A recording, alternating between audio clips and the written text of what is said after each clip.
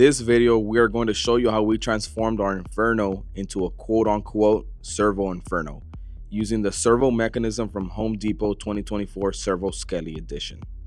Here we are using moldable plastic to create a base to support the servo mechanism. You can find this moldable plastic at your local Hobby Lobby or off Amazon. We will link it in the description below.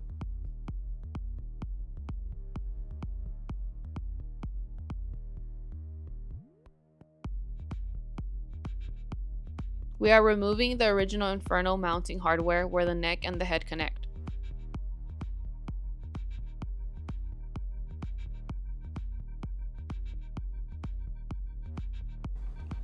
After removing the original bracket, which was here, somewhere here, I think like that,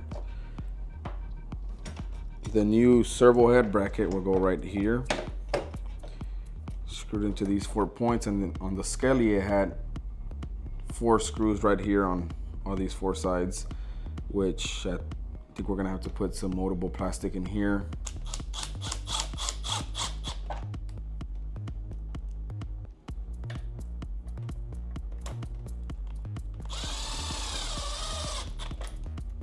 I think on the instruction manual for the 12-foot Skelly with servo, Model number 24SV24665.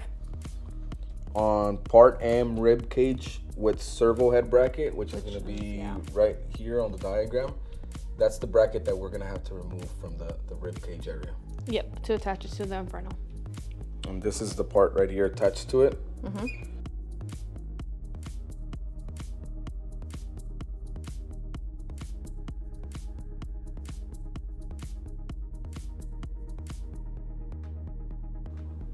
All right, so far what we've done is put the servo mechanism in there.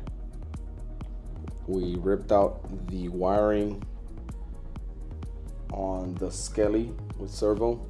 We have his control board right here. Motion sensor.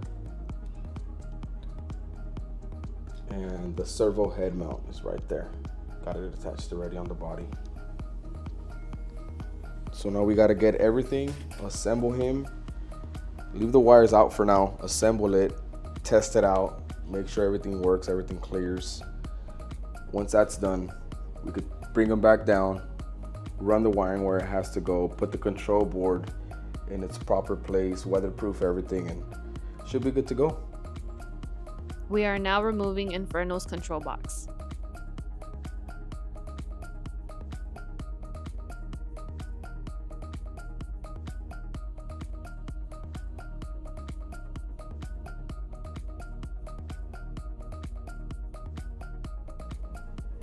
All right, so controller board is out. This is the original one to the Inferno.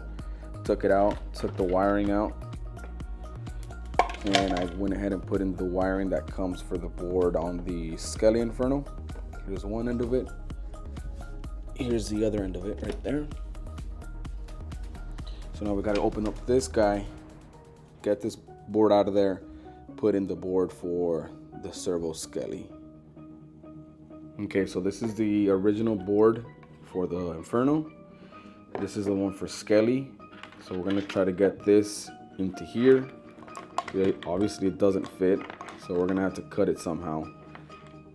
Cut it, line it up right here, cut some new holes for the extra buttons that this board has, and put everything back together. Start by opening this guy up here.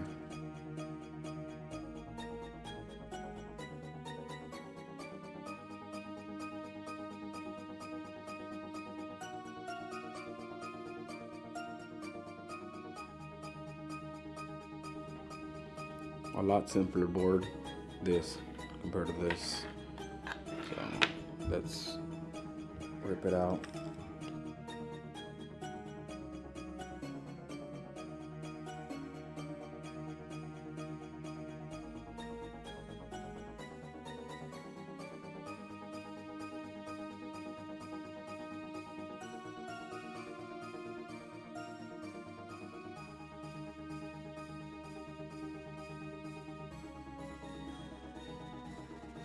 All right, so here's the idea. Here's the plan. What I'm thinking is I was originally going to cut all this off and set it in, but because of the way this is designed and to be able to keep this retaining mechanism or part for the adapter, I think we should notch it out.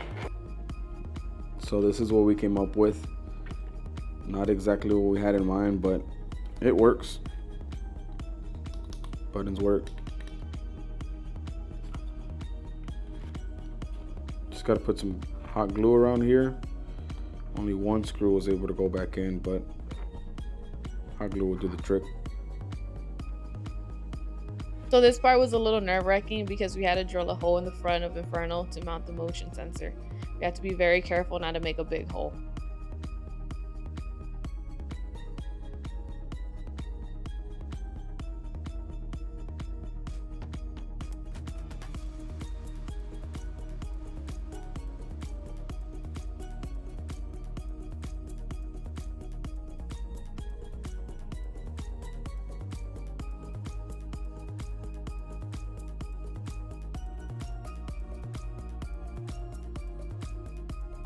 We are now adding hot glue to secure the rest of the board since only half of one screw fit.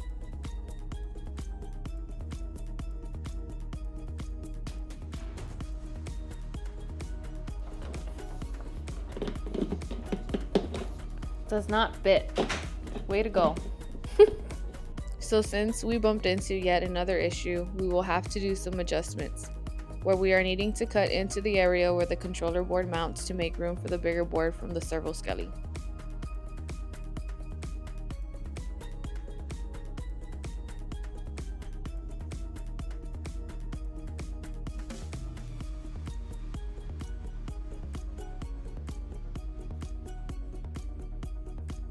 During this part, there was a lot of trial and error with trying to get the board to sit flush.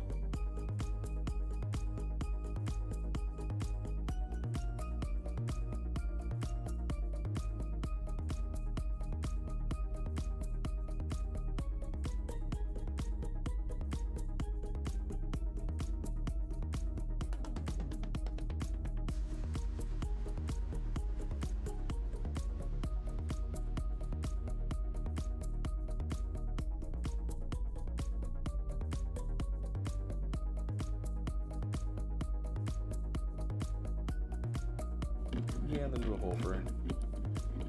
Put slots in. That's the sensor. Oh yeah, this is the sensor. Oh yeah. Then go this way.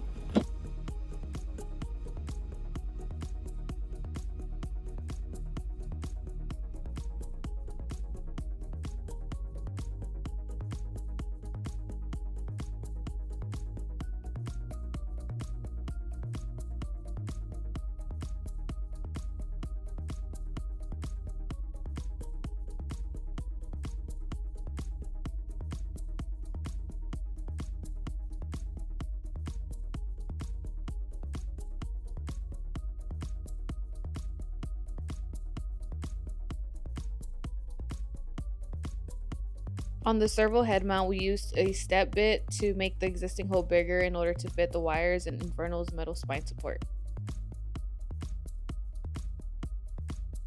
So just when we thought we were done, we ran into another problem where Inferno's spine metal piece was a little too long. We had to cut about 2 to 3 inches off. So now that we are getting towards the end of the video, we just want to say that this project was really fun to do and definitely worth it. However, rating this on a difficulty scale of 1 through 10, we'd say it's about a 7. So do this at your own risk. Also, if you have any recommendations on what we should modify next, please share with us in the comments. Thanks for watching.